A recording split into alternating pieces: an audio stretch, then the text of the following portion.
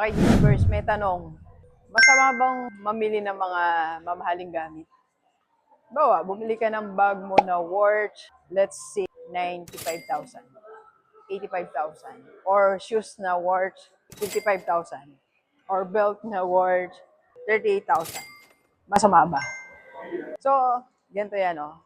Sa akin, hindi siya masamang bumili ka ng mga ganyang item. Pero make sure you afford it. Okay? So, afford mo siya. Sabi nga nila, kailangan afford mo muna yung isang bagay ng 2 times bago mo siya bilhin.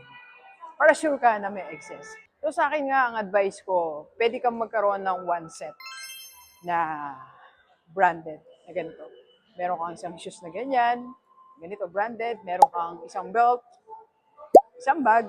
So ano naman yan, quality naman yan eh. So tumataas din kasi yung level of confidence mo pag may ganyan ka. So lalo kung nasa sales ka, lalo kung nasa business ka, di ba? And second, iba din ang feeling mo.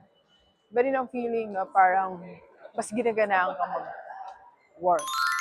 Mas ginaganaan kang mag-isip ng ikakaunlad mo. Okay? So, for me, walang masama. Bumili ng mga ganyang bagay. Okay? Let's go.